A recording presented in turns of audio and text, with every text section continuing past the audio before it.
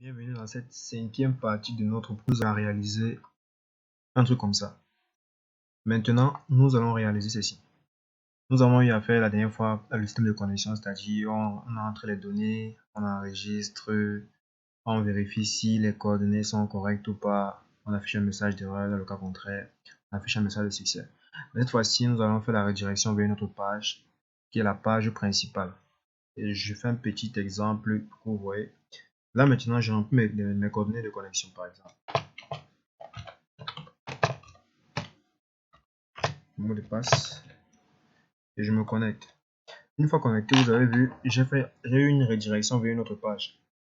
La page en question est la page principale où on peut voir ici produit, stock, entrée, sortie et ici mes différentes coordonnées. Ici c'est le nom que j'ai eu, en fait c'est le nom que j'ai eu à enregistrer la base de données. Ici c'est mon adresse email. Et là, on peut avoir un bouton pour ajouter un produit. Si on clique sur le bouton pour ajouter par exemple un produit, je ne sais pas quoi je vais ajouter. Pomme. Non, plutôt haricot. On va ajouter haricot. Haricot, c'est un légume, du moins. Ouais. On ajoute. On nous envoie une petite boîte là. On nous dit produit ajouté. Ok, on revient dans produit. On trouve que on a notre haricot ici en bas. Dans stock, on n'a encore rien effectué. Dans entrée, on n'a rien effectué. Dans sortie, on n'a rien effectué. Ok. Si je me déconnecte, je reviens à la page principale, page de connaissance. Je vais me connecter avec un autre compte.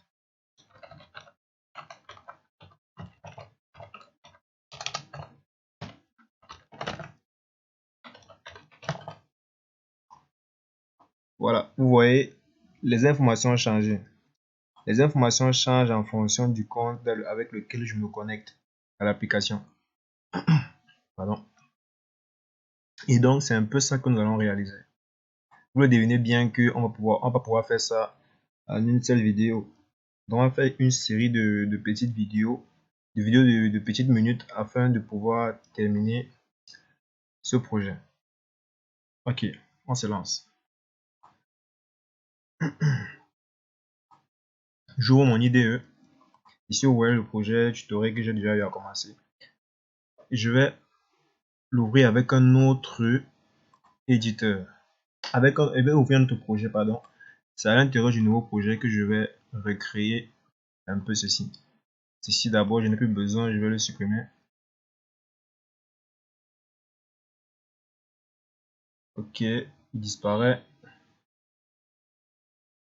Je vais venir là, dans projet, je fais un clic droit.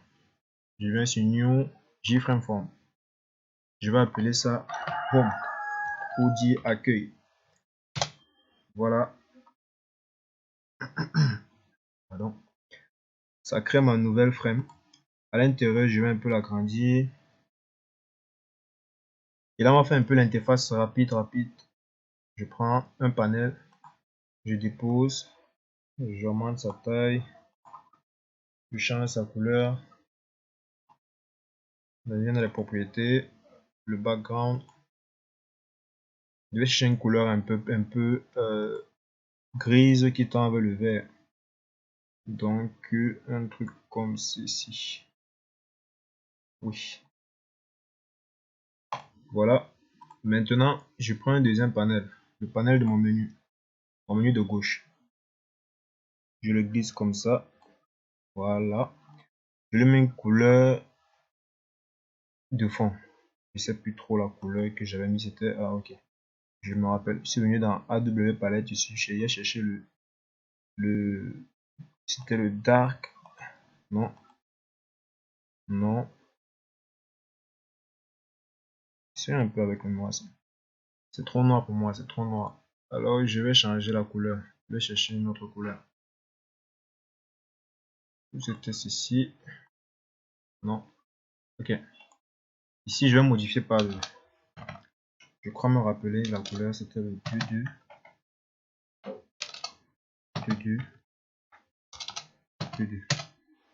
Oui. C'était bien le 2. Ok, notre panel de gauche, il est correct. Maintenant, on met notre logo. Notre logo. Là, on vient dans les propriétés. On change la police.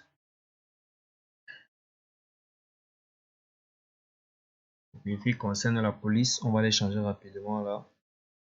Si la machine le veut bien.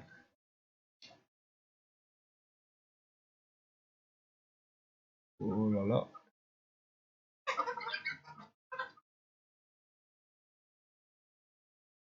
Ok, je vais chercher la police forte. Je vais mettre ça à 28 ou à 32. Ouais. Je vais changer le texte. Voilà. C'était stop. Oui, c'était ça. J'ai stop. Je vais changer la couleur. Le foreground. Je le mets à FFF. Ok. Je crois que c'était un truc comme ça. Je crois que je vais augmenter la taille encore. La taille à 32, c'est pas très grand. Je vais mettre à 36. Voilà. Ok. Le logo il est là. Maintenant, on va créer les différents menus. Les différents menus. C'est pas compliqué. Je viens juste ici, je cherche un panel. Je dépose le panel là. Je l'agrandis. Puisqu'il prend une bonne taille. Je redimensionne. Et je cherche un label. Je prends un label. Je mets à l'intérieur. Je vais un peu essayer de... Voilà. Je l'agrandis aussi. Je vais un peu réduire ces dimensions de haut en bas. Ici, je change ces différents éléments, c'est-à-dire la couleur, la taille, dans une des propriétés. Ok, centré de manière horizontale. Ici au niveau de la couleur, on mettra en FFF. Au niveau de la police, ce sera en taille 14, je crois en taille 15, c'est bon. Ok, au niveau du texte, ce sera produit. Donc, je vais tout simplement faire un copier-coller. CTRL-C, CTRL-V, multitude de fois. Donc, comme j'ai dit, je sais pas, ça n'a pas copié le panel en lui-même. La copie ne me semble pas la bonne chose à faire. Ok, on le label là, voilà. Voilà. La copie ne me semble pas la bonne chose à faire. Donc je vais je vais créer encore plusieurs éléments pareils comme ça là. Ok, comme vous le voyez, j'ai créé un panel et j'ai dupliqué.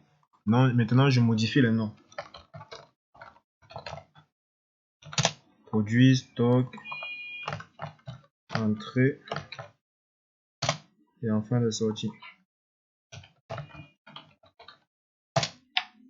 Ok, dans la prochaine vidéo, nous allons voir comment mettre les icônes sur les différents panels, enlever les différentes couleurs que vous voyez là et gérer au clic le changement des couleurs.